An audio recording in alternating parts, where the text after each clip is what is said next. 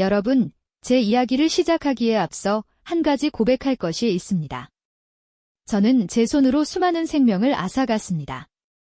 누군가에게는 살인자라고 불릴지 모르겠습니다만 사실 그것이 제가 스스로 선택했던 삶은 아니었습니다. 제 이름은 주인공 이름지입니다. 북한의 한 평범한 소년으로 태어나 자랐지만 어느 순간부터 저의 삶은 국가의 거대한 폭력 앞에 무참히 놓여버렸죠.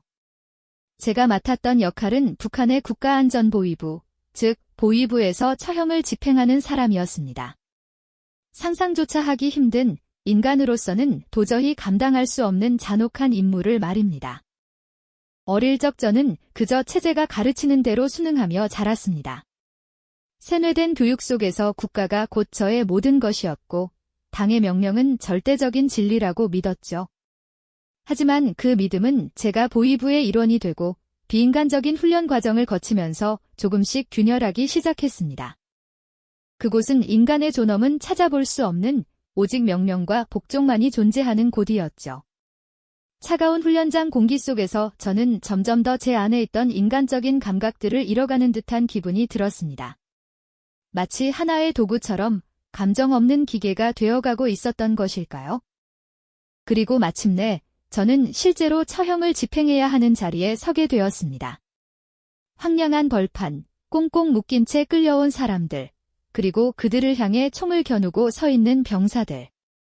그날의 풍경은 아직도 제 눈앞에 생생하게 펼쳐지는 듯합니다. 공포에 질린 사람들의 눈빛, 마지막 순간까지 삶의 끈을 놓지 않으려는 절규, 그리고 이내 모든 것을 집어삼키는 총성. 그 모든 비명과 침묵 속에서 저는 그저 명령에 따라 움직여야만 했습니다.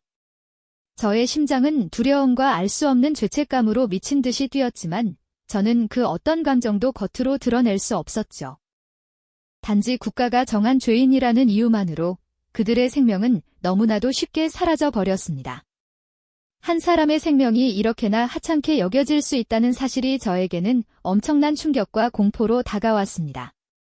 제가 방아쇠를 당길 때마다 제 영혼의 일부도 함께 쓰러져 내리는 것만 같았죠. 하지만 저는 가족의 안위와 저 자신의 생존을 위해 그 끔찍한 임무를 계속 수행할 수밖에 없었습니다. 체제의 강요는 너무나도 강력했고 그 거대한 힘 앞에 저는 한없이 무력한 존재일 뿐이었습니다. 처형을 집행하고 돌아온 밤이면 저는 좀처럼 잠을 이룰 수 없었습니다. 눈을 감으면 방금 쓰러져간 사람들의 형상이 아른거렸고 귓가에는 알 수 없는 비명소리가 맴돌았죠.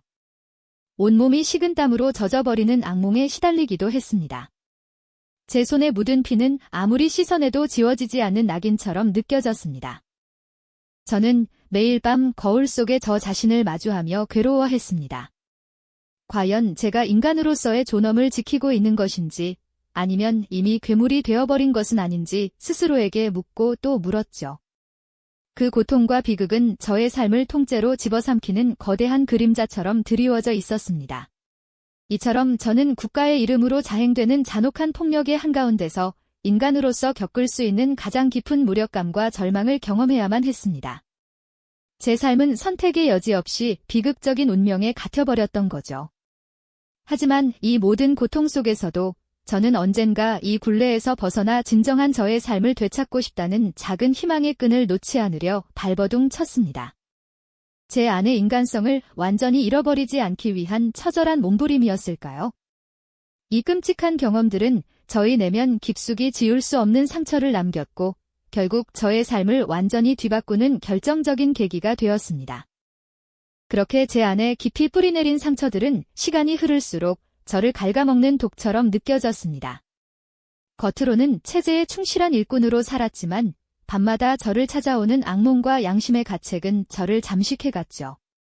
수많은 사람의 마지막 순간을 마주하며 저는 인간으로서의 존엄이 얼마나 쉽게 짓밟힐 수 있는지 뼈저리게 느꼈습니다. 국가라는 이름으로 자행되는 잔혹한 현실 앞에서 저는 점차 큰 혼란에 빠져들었습니다. 과연 이것이 옳은 길일까요? 수많은 생명을 앗아가는 이 체제가 진정 인민을 위한 것이라고 말할 수 있을까요? 이런 질문들이 제 머릿속을 떠나지 않았고 저는 답을 찾으려 애썼습니다. 몰래 외부 라디오 방송에 귀를 기울이고 숨겨진 문서를 찾아 읽으며 바깥 세상의 이야기를 접하게 되었죠. 그럴수록 제가 살아온 세상이 얼마나 좁고 거짓된 것이었는지, 얼마나 많은 진실이 감춰져 있었는지 깨달을 수밖에 없었습니다. 그들이 말하는 지상낙원은 사실 거대한 감옥에 불과하다는 잔인한 진실을 마주하게 된 겁니다. 하지만 무엇보다 저를 가장 괴롭혔던 것은 제 아이들에게도 이 비극적인 삶을 물려줘야 한다는 공포였습니다. 제가 겪었던 고통과 모순, 그리고 언제든 희생될 수 있는 운명을 제 자식들도 똑같이 겪게 될 것이라는 생각에 저는 더 이상 잠들 수 없었습니다. 제 아이들의 맑은 눈망울을 볼 때마다 이 끔찍한 굴레를 반드시 끊어내야 한다는 강렬한 책임감이 저를 짓눌렀습니다. 그 순간 저는 가족의 미래를 위해서라도 제 모든 것을 걸고 이 지옥 같은 현실에서 벗어나야겠다고 결심했습니다. 제 목숨을 걸고서라도 아이들에게는 자유롭고 인간다운 세상을 보여주리라 굳게 다짐했던 겁니다. 그것만이 제가 지난 죄를 속죄하고 진정한 삶을 찾을 유일한 길이라고 믿었습니다. 탈북은 단순히 국경을 넘는 행위가 아니었습니다. 그것은 모든 것을 걸어야 하는 목숨을 담보로 한 거대한 도박과도 같았죠. 저는 가장 신뢰하는 이들을 찾아 은밀하게 도움을 청했습니다. 어둠이 짙게 깔린 밤, 그림자처럼 움직이며 브로커와 접선하고 가족 모두가 안전하게 이동할 수 있는 확실한 방법을 모색했습니다.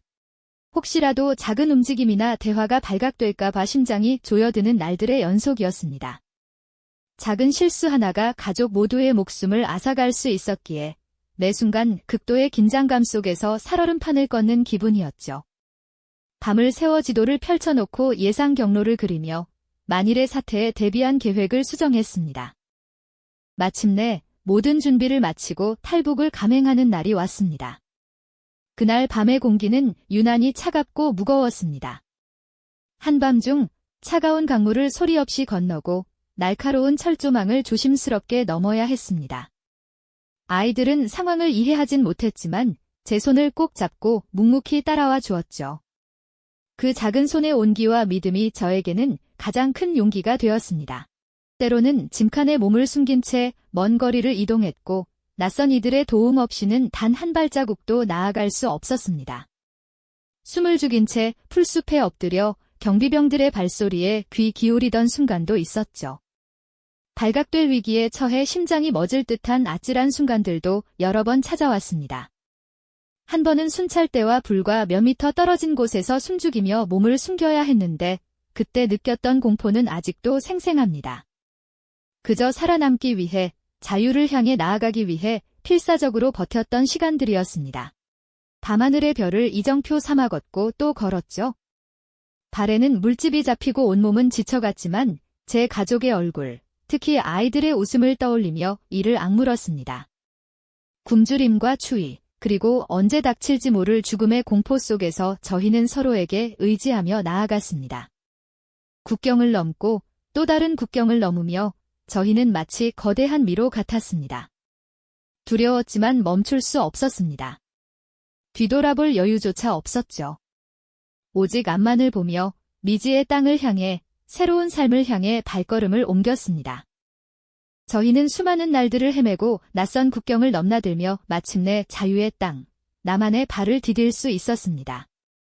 온몸을 짓누르던 불안감은 사라졌지만 그 자리를 채운 것은 알 수 없는 공허함과 낯선 미래에 대한 막연한 두려움이었죠.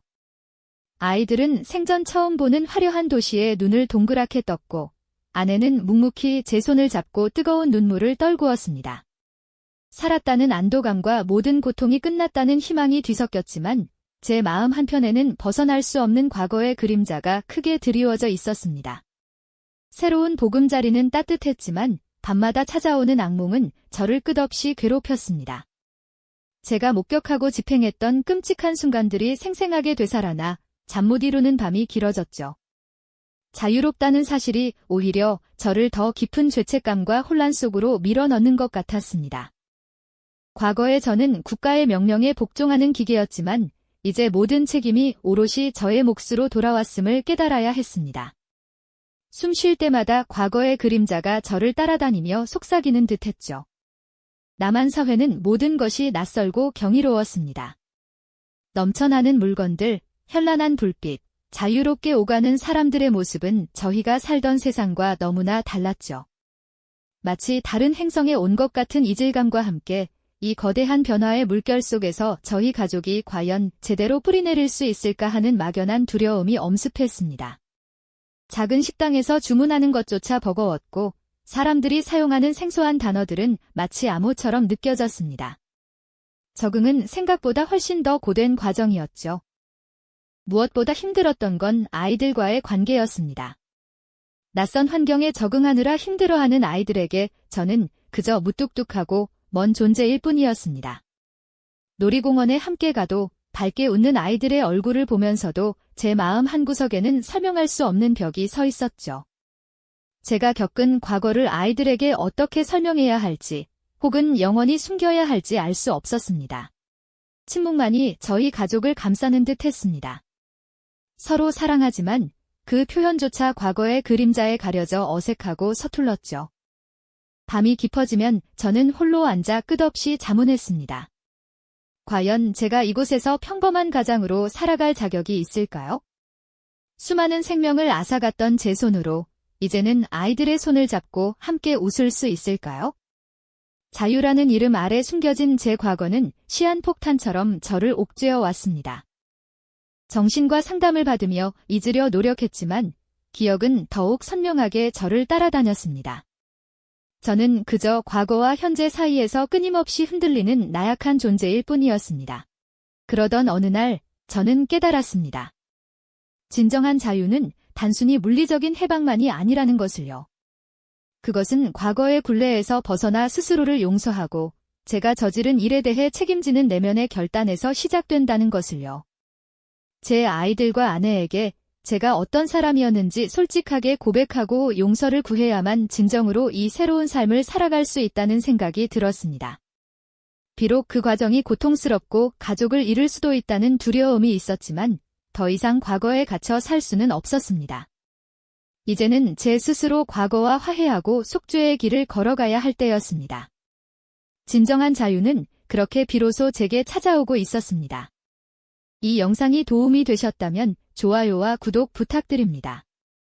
여러분의 응원이 제게 큰 힘이 됩니다. 다음 영상에서도 더 유용한 정보를 공유하겠습니다. 감사합니다.